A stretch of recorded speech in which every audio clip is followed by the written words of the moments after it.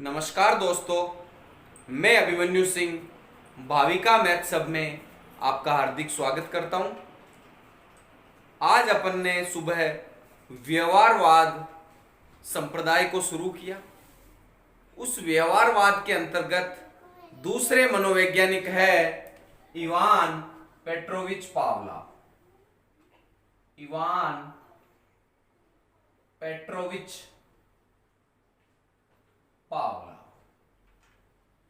Ivan Petrovich Pavlov रूसी मनोवैज्ञानिक, रूसी शरीर वैज्ञानिक है।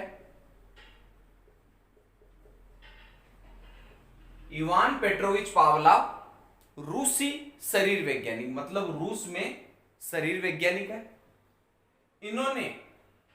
इन्हें 1904 में नोबेल पुरस्कार दिया गया। 1904 में नोबेल पुरस्कार दिया गया। इन्होंने कुत्ते पर प्रयोग किया और क्या किया? कुत्ते की पैराटिड ग्रंथि का ऑपरेशन कर लार को एकत्रित किया।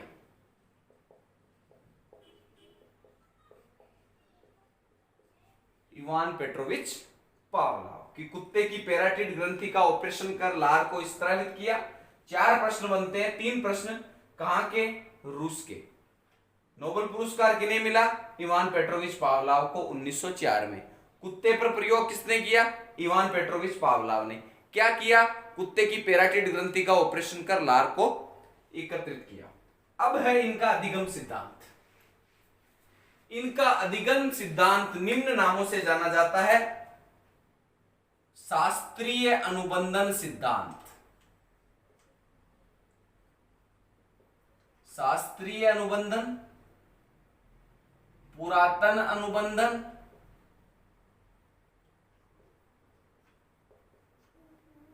परंपरागत अनुकूलन, परंपरागत अनुकूलन, अनुकूलित अनुक्रिया,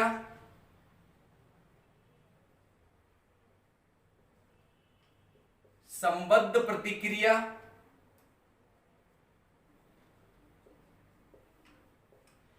सीआर थ्योरी,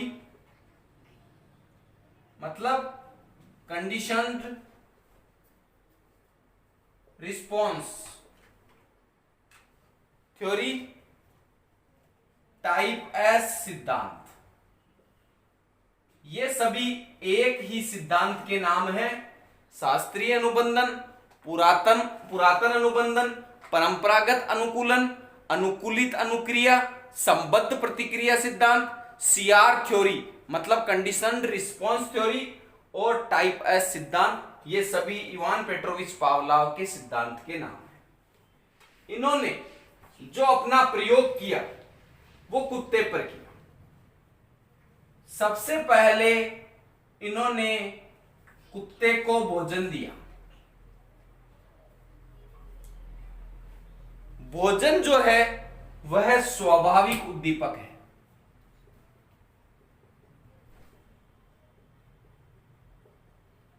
स्वाभाविक उद्दीपक मतलब नेचुरल। किसा प्रकृति में भूख लगती है तो क्या खाने को दिया जाता है? भोजन। तो नेचुरल है और कोई कंडीशन नहीं है बुलाने की, सीधा भोजन दिया। तो विदाउट कंडीशन को आप कहोगे अनकंडीशनड स्टिमुलस। अनकंडीशनड स्टिमुलस है भोजन। यह है स्वाभाविक उद्दीपक। इस भोजन को देखते ही स्वाभाविक है लार आएगी मुंह में। कुत्ते के मुंह में लार आई तो लार, भोजन को देखने पर आने वाली लार, ये कोई कंडीशन, कोई शर्त नहीं है। मुंह में देखते ही पानी आएगा, स्वाभाविक है। तो स्वाभाविक अनुक्रिया क्या हुई? लार टपकना।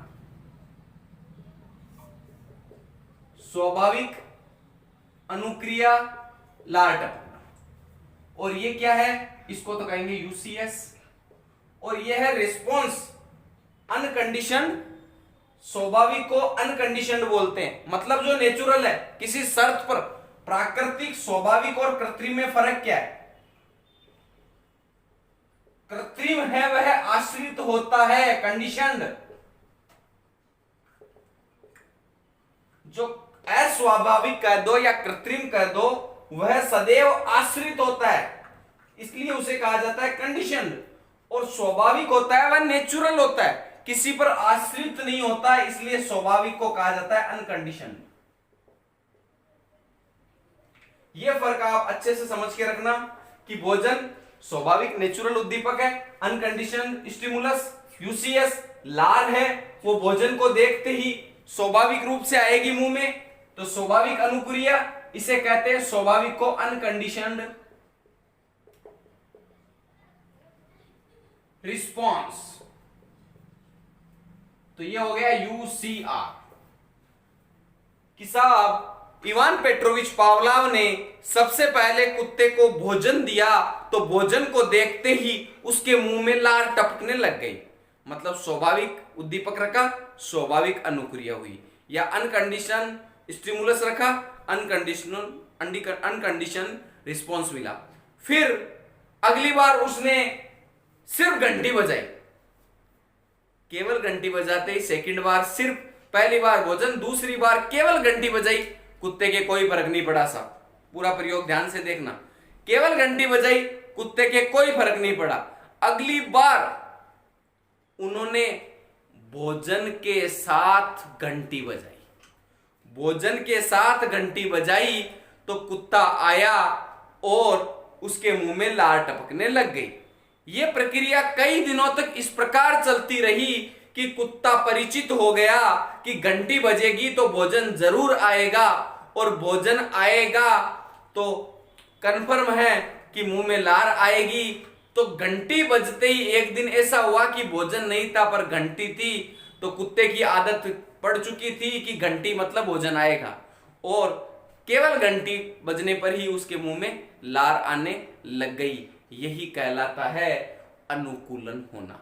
इसको पूरा अभी आगे बताऊंगा, पहले ये देख लीजिए कि भोजन दिया स्वाभाविक उद्दीपक, लार स्वाभाविक अनुक्रिया।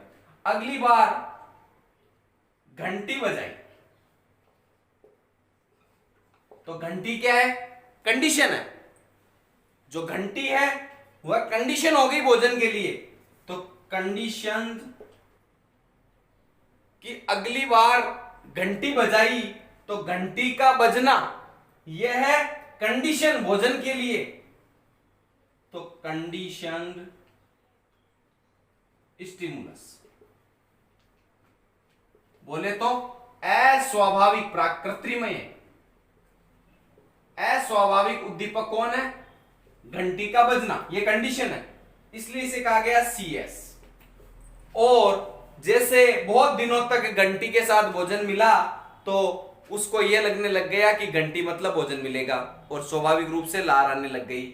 तो अब घंटी बजी सिर्फ अंतिम बार, लास्ट बार जब प्रयोग किया, केवल घंटी बजी, अस्वाभाविक उद्दीपन हुआ, नेचुरल नहीं है, कंडीशन नहीं है। घंटी है कंडीशन, और कंडीशन होता है अस्वाभाविक मतलब कृत्रिम या प्राकृतिक नहीं है। और घंटी बजने पर भी उसके मुंह में क्या आ गई अंतिम बार में? बार बार ये घटना चलती रही भोजन और घंटी की, तो लार। तो ये लार है, ये घंटी पर आधारित लार आई है, भोजन नहीं मिला है। मतलब ये जो अनुक्रिया हुई वह भी क्या है? अस्वाभाविक अनुक्रिया। स्वाभाविक तब होती जब भोजन मिलने पर लार टपकती। यहां पर भोजन नहीं मिला है, सिर्फ कंडीशन घंटी बजी है, फिर भी लार आ गई दिन प्रतिदिन की आदत के कारण।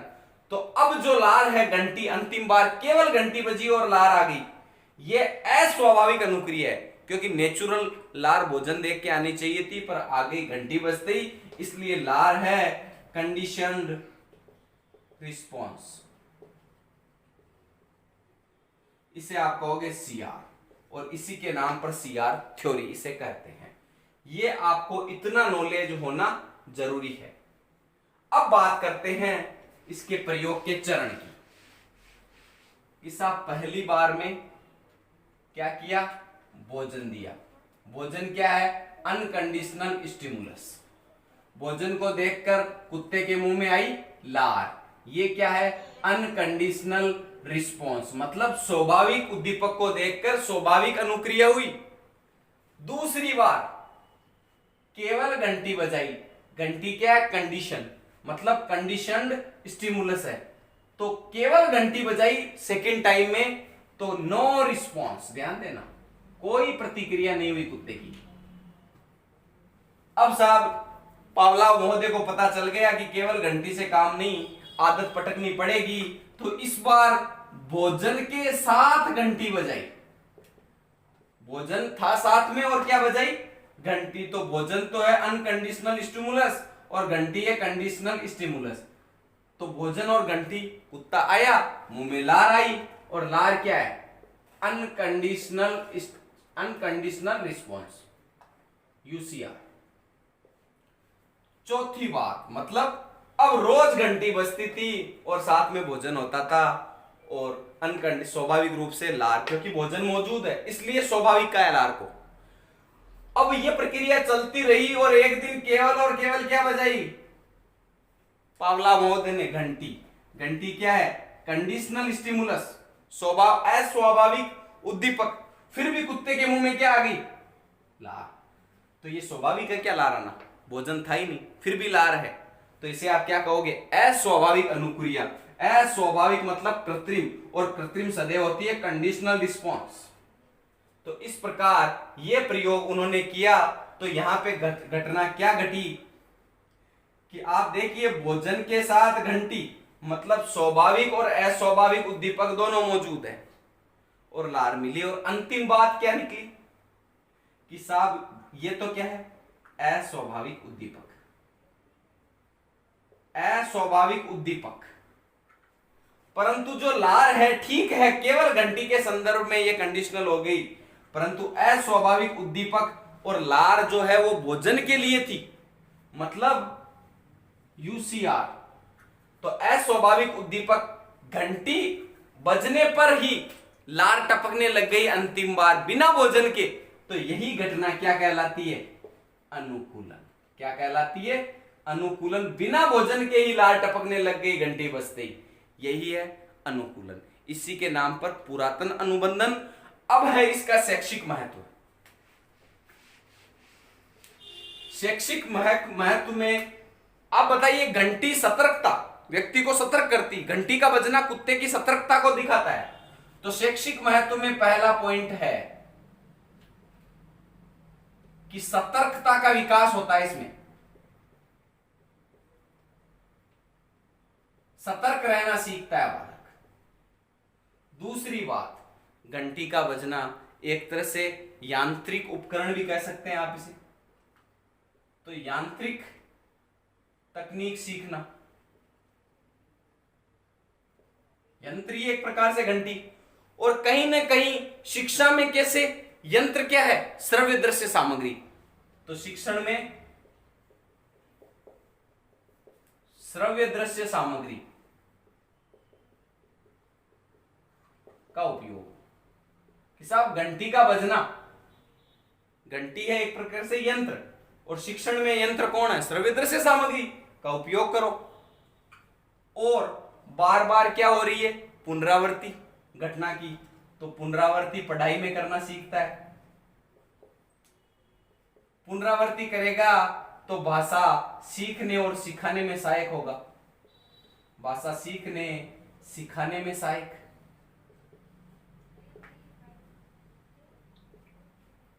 अब पुनरावृत्ति कर रहा है, भाषा रिपीटेशन है, तो सीखेगा भी सिखाएगा भी।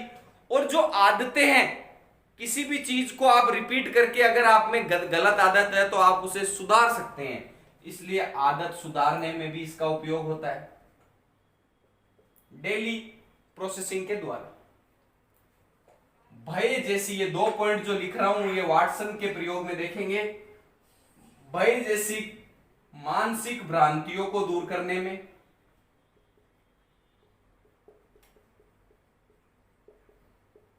और एक बात, प्रेम तथा ईर्ष्या का विकास बालक में।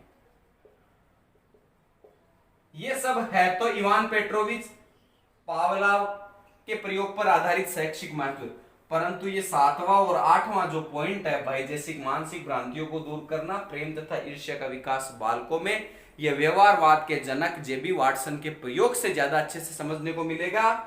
आज ये जो टॉपिक है वो यहीं पे समाप्त होता है। कल अपन बीएफ स्किनर का नैमित्तिक सिद्धांत लेके आएंगे। आज के लिए इतना ही। वीडियो अच्छा लगा लाइक कीजिए, शेयर कीजिए, चैनल को सब्सक्राइब कीजिए। धन्यवाद।